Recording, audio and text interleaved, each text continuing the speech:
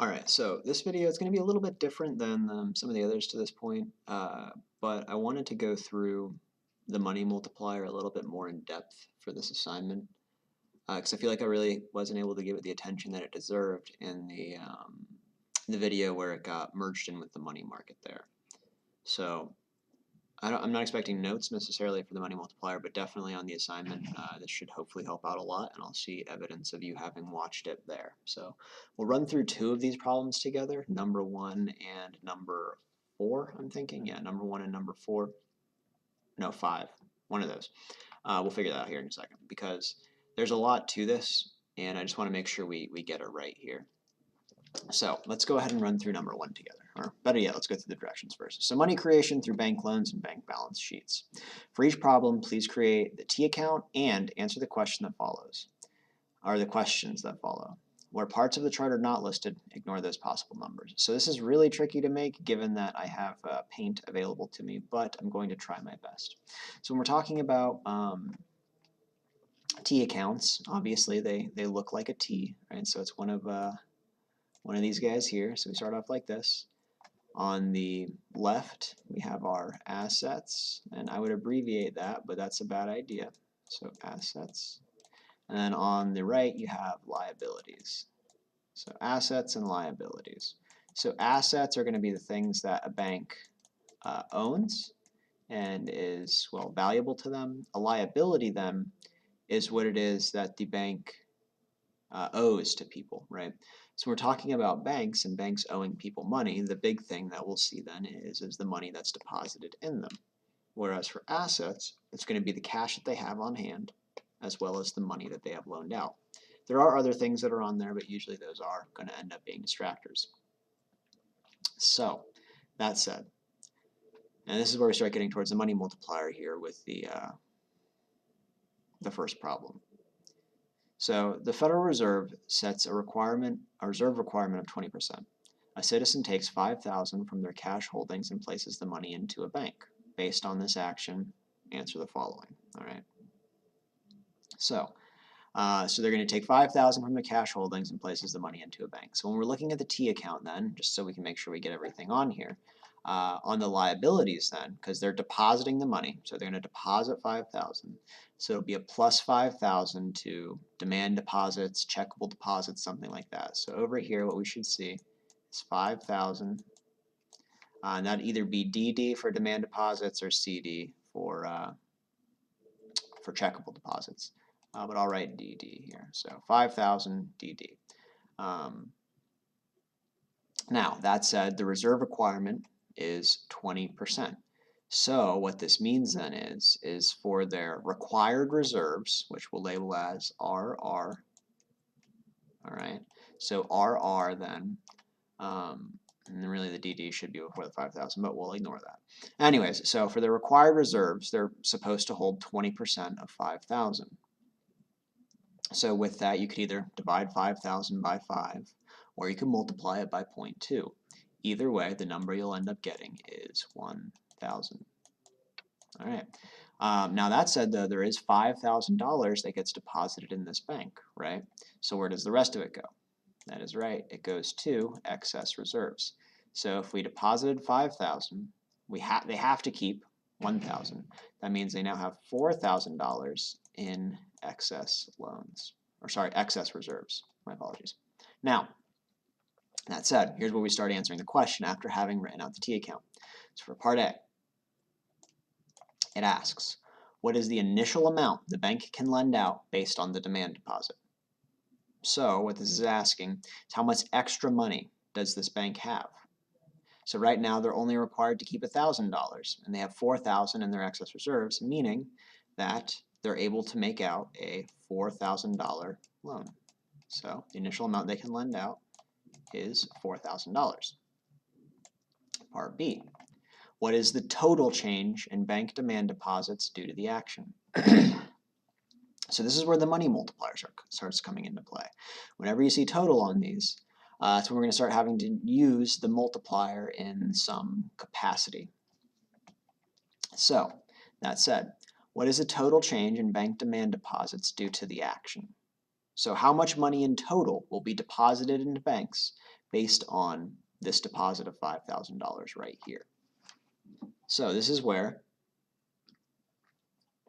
we need to use the money multiplier, which is 1 divided by the reserve ratio. Meaning that in our case, with our reserve requirement being 20%, our reserve ratio then will be 0.2. So what this means for our problem then is it's going to be 1 divided by 0.2, giving us a money multiplier of 5. That's right.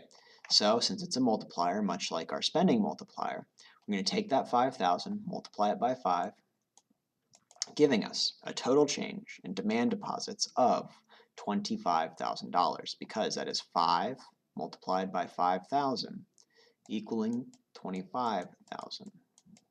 Now, here's where we get a little bit tricky with part C. What is the total change in the money supply of the United States due to this action? Right, so again, the money supply is essentially how much money is in circulation, right? How much money is now going to be in people's bank accounts, stuff like that. Now, at the beginning of this, how much money did we start with? 5,000. How much money did we end with? 25,000. So before this, all right, there's already $5,000 that existed. How much money is new is what this problem is asking in a sense, right? That means there's $20,000 worth of new money, because that'd be $25,000 total minus the 5,000 that already existed, giving you $20,000 for part C.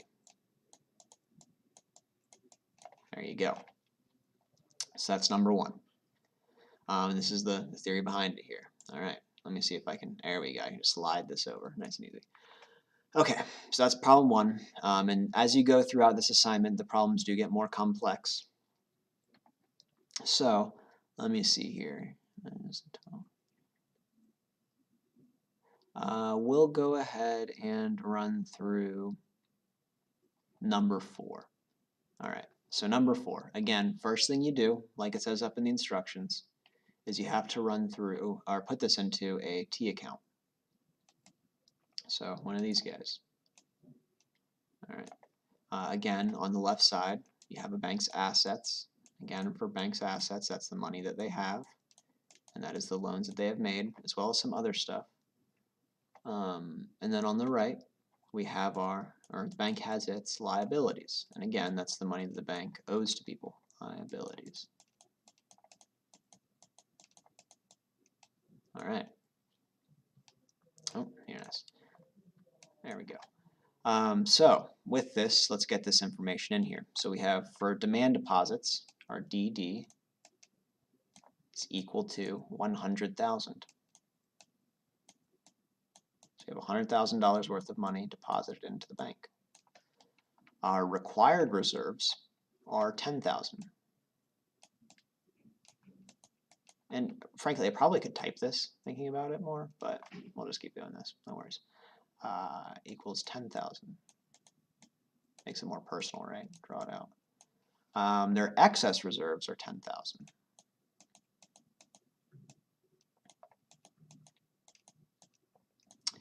And then their loans are 80,000. So one of the other principles of this is your required reserves, your excess reserves, and your loans should always equal out to your demand deposits. One of the things they used to call this in the class was bank balance sheets, because the two sides should always balance out, but there's some stuff that can be thrown into this that will make it not balance out. You see it all the time on the AP tests, like these red herrings, as they're called, that they're just kind of there to distract you. But anyways, and then loans, what is right label that is L, of 80,000. All right. Now, the change that's happening in this problem. Assume a citizen withdraws $10,000 from their account. First question it's asking is, what is the reserve ratio for this bank? So, if they have $100,000 deposited in the bank, and they're required to hold 10,000, what then is our reserve ratio? Well, what you can do to figure it out is, 10,000 divided by 100,000. You run that through. I mean, if you want to really break it down, you could eliminate 4 zeros on both sides, 1 divided by 10. And if you do 1 divided by 10, that will give you 0.1. It's asking for the percentage here specifically. If it was just RR, you'd want to write the 0.1. Since it says a percentage, you'll want to put 10% instead, right? Another way to think about it is 10 is just 10% of 100. That's the way it works. It's 100 base. So that said, 10%. I'm going to write the 0.1 here just in case it helps to visualize it at the very least. Now, what is the new demand deposit account, or sorry, the demand deposit amount based on this action? So for part B, what's the new demand deposit amount? So what they're doing is they're withdrawing, right? They're not depositing, they're withdrawing $10,000 from the account. What does that mean for our demand deposits over here? Going to go down by 10,000, right? So what you would do then is you're going to subtract 10,000 from the 100,000 here, right? So minus 10,000, and 100,000 minus 10,000 will be 90. Oh, I promise that's a 9. All right, 90,000, right?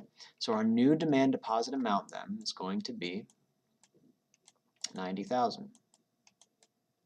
Now, part C. After the demand deposit changes, what are the new reserve requirement and excess reserve, the new required reserves and excess reserve amounts going to become? So what's happening here then is the bank is losing $10,000, right? They have 80,000 in loans, meaning that required reserve and excess reserves are still going to total up to at least 10,000 between them. So what we'll see here then is, right, so they walk into the bank and they take out their $10,000. Where does that $10,000 come from over here? It comes from the excess reserves, right? So initially, right, the excess reserves will go down to 0. That's how the bank is paying them. But what we'll see for required reserves, though, is that since the bank only needs to hold 10%, what is the new required reserves that the bank has to have of $90,000, right? So it'd be that 90,000 multiplied by 0.1, or 90,000 divided by 10, whichever approach you want to take, giving you $9,000, right? So required reserves then is going to be equal to $9,000. And now here's where it gets a little bit tricky, is if they give back the 10,000 of excess reserves initially and it goes down to 0, what does that end up being? Because there was that extra 1,000 now from required reserves. That's right, totals out to 1,000. Because, again, they're only required to hold $9,000 at this point. So this 1,000 in excess is coming from what used to be required of the 100,000. And again, they gave them the 10,000 when they'd come in previously. Now, part D, and again, this is number 4. Which change in the total money supply will be greater? The person withdraws the money or the person leaves the money in the bank? Explain. So essentially what this is asking you is kind of the philosophy, I guess you could say, behind the money multiplier. Why does it work? Why does it do the thing that it does? Something along those lines. And again, the idea with the money multiplier is that if you have money deposited in a bank, the money will be loaned out. You can come in. The money will be loaned out, and with that, once the money is loaned out, the person will deposit it into a bank, and then the bank will loan that money out, and then that person will deposit in a bank, and then they'll loan it out again, and so on and so forth. So the question then is the money really able to do that if it's not in a bank? No, it's not. So if the idea is then they're just keeping the $1,000 or $10,000 under their mattress for the next 40 years, it'll never have the opportunity to be loaned out. So that's kind of why it is the way it is. Now, back to answering the question. So will the total money supply be greater if the person withdraws it or if the person leaves it in the bank? So if the person withdraws it, it's only ever going to be $10,000, nothing more. Only ever be $10,000. But if it's kept in the bank, it'll end up being loaned out and so on and so forth. So the answer is then is that the total money, change in total money supply will be greater if they leave it in the bank. So leave in bank, and then it says to explain. And especially on the AP test, if you're taking that, explaining is always half of the points if it says explain on it. So leave in bank, because I'm going to abbreviate here. You guys, of course, shouldn't, but it's going to be because if it's left in the bank, it'll be multiplied because of the money multiplier. Because of multiplier.